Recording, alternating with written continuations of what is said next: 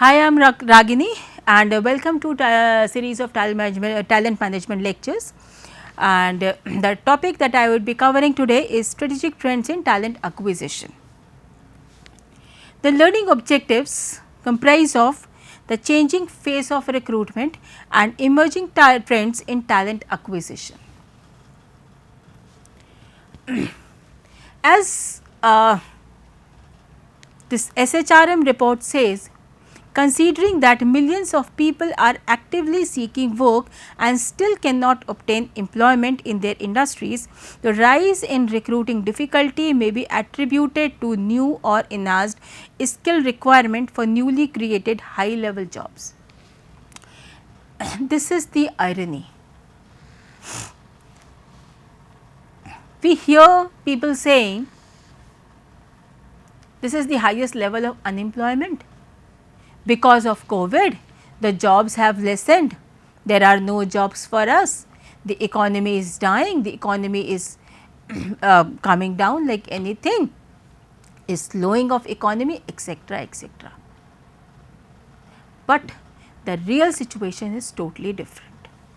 The real situation is that there are a lot of jobs, there are job providers in the company, because think of a situation when the people left their jobs, came back to their places because of the threat of corona, those vacancies become vacant, those positions became vacant, those employers are still in need of people to work. So, where is the lacking of job? There are ample amount of jobs in the country today, in the industry today. So, where is the problem? The problem is that the jobs today are requiring some other skill sets, some enhanced skill sets, right. Because now what has happened is that over a period of time, everything, every job, every process in the company has become technically oriented. For example, let us talk of a very old technology in production in manufacturing units called conveyor belts. It is a very old thing. Now, before introduction of conveyor belts, the process was still done, no? The job was still done. Only difference was that there were ample amount of people, hands were doing all those jobs, right. But the moment conveyor belts were introduced and these conveyor belts took the place of people, obviously there would be downsizing, because a lot of work is being done by the conveyor belt only. But does not mean that all the jobs are cut, no. Now, the company is looking for people who know how to work on those conveyor belts, how to use those conveyor belts, right. Those who know this will be hired, those who do not possess that skill, they will not be hired. So, this is where the difference is.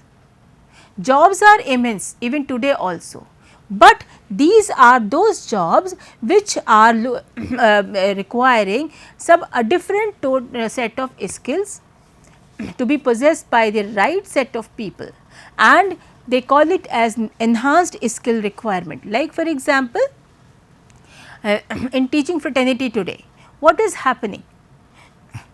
The moment COVID was announced, maybe for 2 months or 3 months at the max, the school colleges were closed, and after that everything was every teaching, everything became online. What happened? Those who were aware of this technology, those who could adapt themselves to this technology were taken in, those who could not, they were thrown out, right. So, but that does not mean that there are no jobs, there are jobs. So, this is the real situation, the what we call it as the paradigm shift, right. Now, because of this shift in the job scenario, the skill requirement, the hiring and recruitment has also become different. Now the company is also wanting only those people who possess certain skill sets which match to their job requirements presently. Those who possess are taken in by the company, and those who are left only are those people who are found saying there are no jobs in the country, it is utter unemployment period. No, it is not. So, it is not unemployment, it is that it is only this, that the job scenario, the recruitment scenario, the hiring scenario has undergone a total shift. It is enhanced, it is now technologically oriented, and therefore, the job seekers also need to be technologically oriented in order to survive and sustain in this environment. Right. So, the trends which are seen in talent acquisition today: remote or contingent workforce, the gig economy. What is a gig economy? It is a very new term, but becoming very popular these days. Gig economy is a kind of economy, as we call it, is a labor oriented or contractual workforce oriented economy, where the people, the workers, the employees are not wanting or not satisfied with full time job. They are not looking for full time employment, rather they are more oriented towards freelancing assignments or contractual jobs of a shorter duration. Right. So, now this shift is very much evident. You talk to people for hiring, and their first question is it a full time employment or freelancing? And they would prefer freelancing assignment over a full time employment, where they can sit at home, work from their home at the leisure of their own space. So, this is the latest trend that is being that is reflected in the industry these days. Then collaborative hiring. Earlier what used to happen, it was considered that recruitment or hiring is the task of HR department. So, each department would only just send in their requisition that we require so many mechanical engineers, or we require so many technicians, or we require so many marketing executives, blah blah blah, and it was the task of the HR people to find out those right people and provide to the respective departments. Things have changed now. Now, at the time of recruitment, at the time of hiring, along with the HRs, the departmental people, especially the immediate supervisors, they are also made to sit as the panelists, so that they considering that they know the fact that what actually they are looking for in the person whom they want to hire in their team.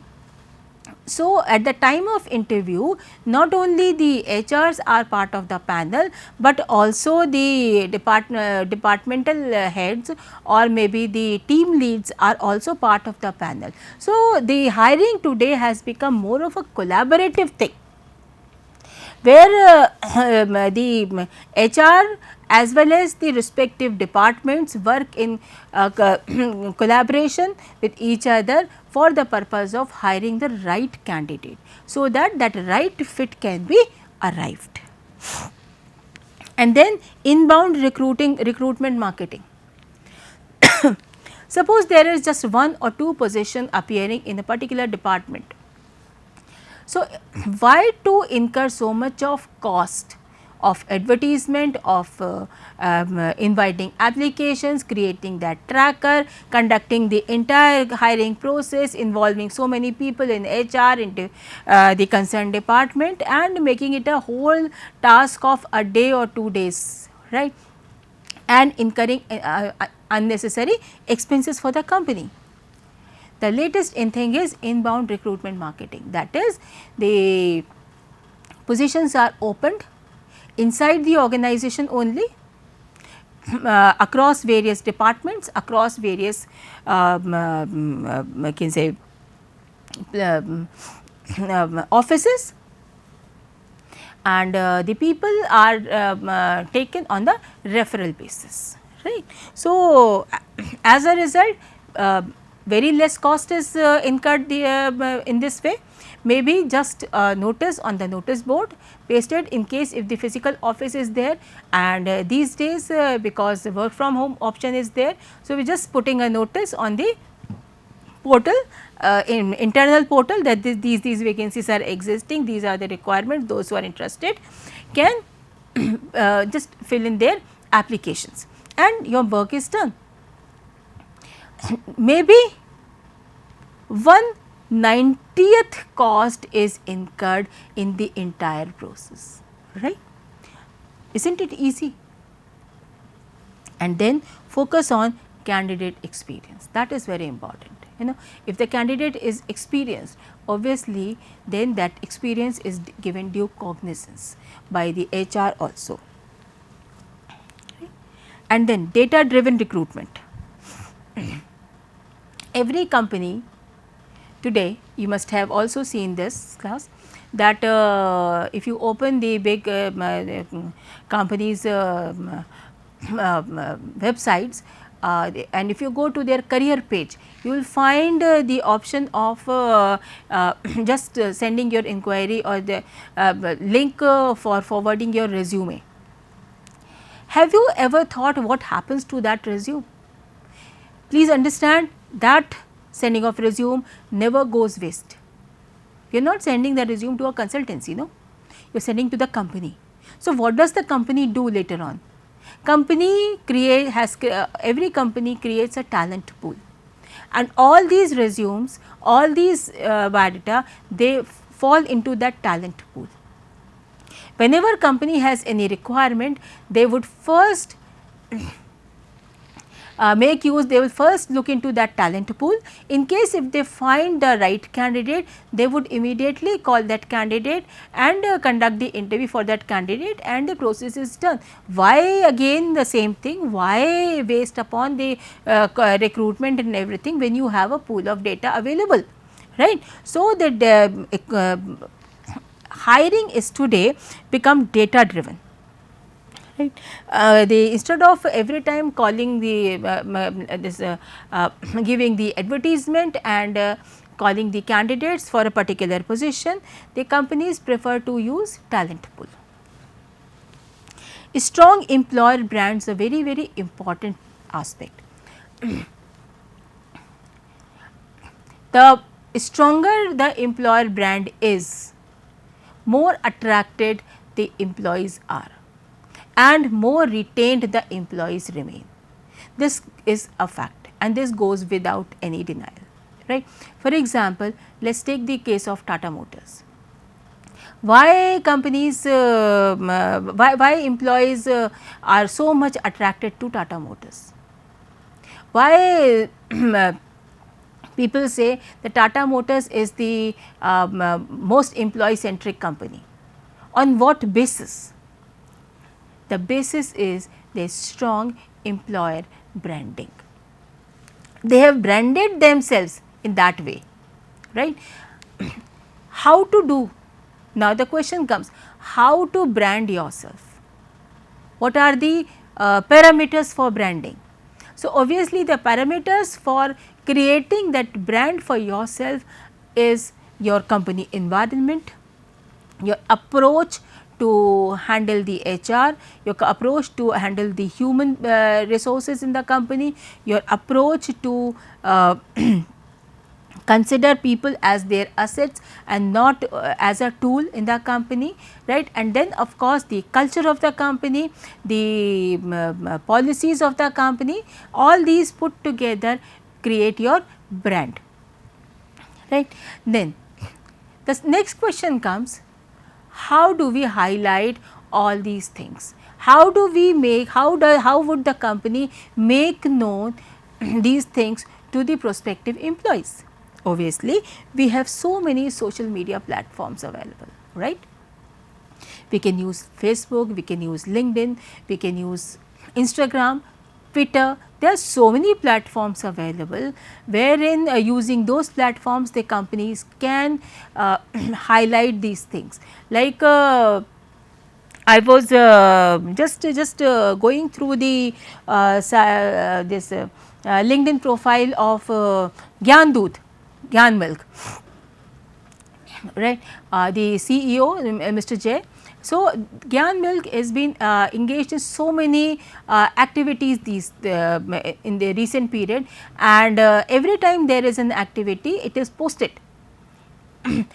All the views, the visions, everything of Mr. J is posted, is seen in LinkedIn. But why this is being done? So that Gyan Milk evolves as a very strong employee centric brand. And as I said in the beginning, stronger the employer brand, more attracted the employee is and more retained the employee remains. So, that is what is the motive. And then growing adoption for artificial intelligence and other emergent technologies, right. I have been saying this earlier also and I am repeating it again in a very brief manner, that is now every process in the companies today has become technologically, has been adopted in a technical manner, has been adopted by technology, or we can say technology has been adopted in each and every process of the company. Then why not hiring, why not recruitment? And yes, even recruitment has also acquired and adopted technology in the form of ATS or artificial intelligence, right. So, when this has been adopted, so obviously this people should know how to use these trackers, people should know how to get adapted to these technologies, and those who are able to adapt to these technologies, again they sustain, they remain in the company and they grow also with the growth of the company. Those who are not able to, they lag behind and ultimately they find themselves out of the system also. And then the last one is recruitment automation tool. Now, what is a recruitment automation tool? Of course, ATS is one of the recruitment tools. There are many others, right. Now, what happens is ATS, suppose if we talk about ATS, so ATS is used only for recruitment purpose, application tracking system at the time of recruitment. Now, suppose the company, as I was just talking about earlier also, now suppose if the company say wants to conduct some performance appraisal exercise for its employees, obviously there are two methods. One, they do it manually, or second, they devise another system for it, right. Then how to collaborate the two data. Suppose if the person needs, the HR wants to understand their performance, their growth pattern of the employee, when was he recruited, when he was recruited, what were his capabilities, and during the time period when he has been with us, how much has he learned, how much has he grown.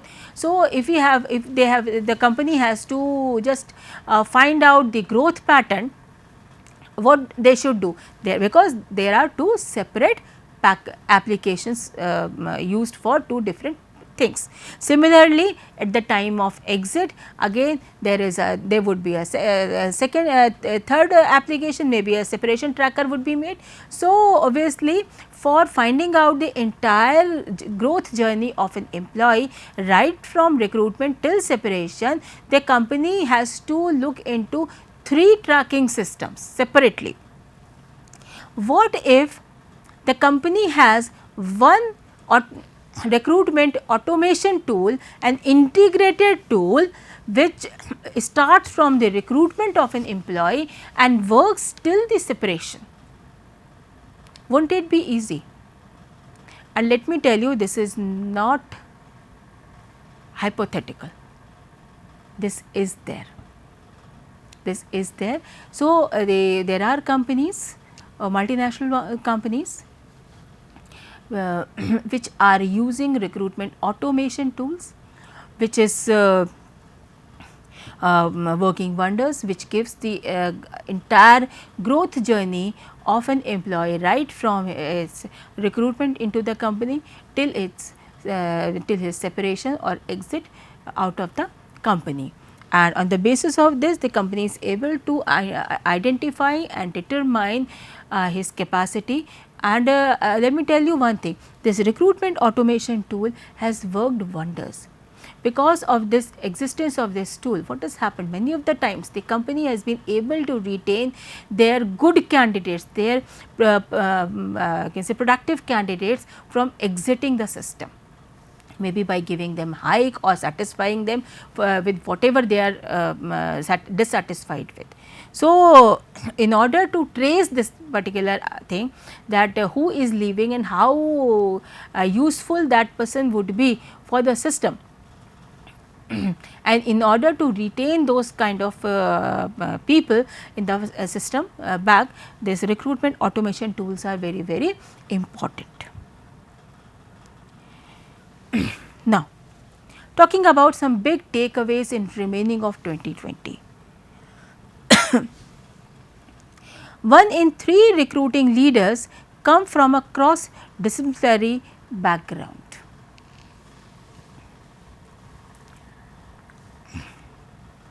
What does that mean? That means that, again I repeat the same thing, recruitment is not only the task of HR. The recruiters can come from any background. They may be engineers, they may be accounts people, they may be finance people, they may be production engineers. So, basically the recruiters, so our and this the trend says every third recruiting leaders are coming from different backgrounds or other backgrounds than HR. Right, they may not be coming directly from HR. So, we can but they have immense knowledge of recruiting, and therefore, since they are coming from other backgrounds, other disciplines, I must say. So, therefore, they know exactly what is required in their in the kind of job role for which they are recruiting. And therefore, now the recruiters are becoming very, very stringent upon whom to hire, whom not to hire. They will just not hire anybody and everybody based on their qualification. You must have also read in the newspapers or on the websites, the mere possession of the qualification does not guarantee you a job. So, that stands true out here because since the recruiters are coming from different disciplines. So, obviously, they are trying to find the best fit between the job and the probable candidate, and if only if that fit is been arrived, they will consider the candidate, else they will not consider the candidate.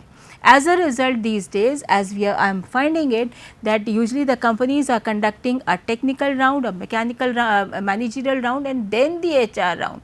That is, the technical round means the candidate, the recruiter has to first find out the fit between the best fit between the job role and the probable candidate, and this part is conducted usually by the people who are coming from different disciplines.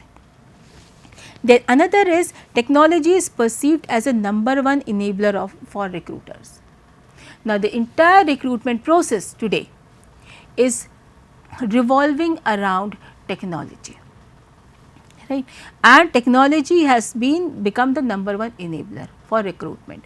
Nothing has become manual now, everything is tracker based. For every recruitment process, a tracker is made, which is easy, wherein the process is easy to track back at any point of time, maybe later on also, and it can be shared across the globe at any point in any office at any time. So, technology is become a #1 enabler and for recruitment, and therefore, whoever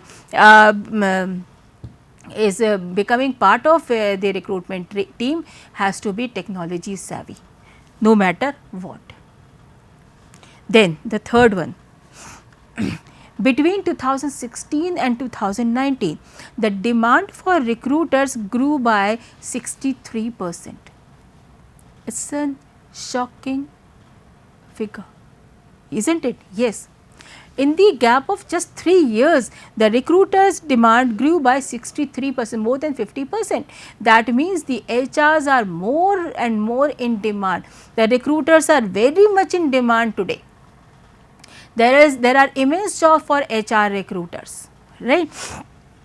And if the right set of recruiters are not found in the companies are nowadays moving outside to look for the right consultants, recruiting consultants who can fill their provide them the right kind of support, right. So, the job of, but the only thing is they what actually is most important out here is that it's not only the demand of recruiters that has grown so much, so the task of recruitment has also become very demanding, right, because now the recruiters have to be very, very stringent upon whom to recruit and how to recruit. They should know the know-how. They cannot just make it a casual process. It has to be very, very streamlined, structured, scientific method of recruiting,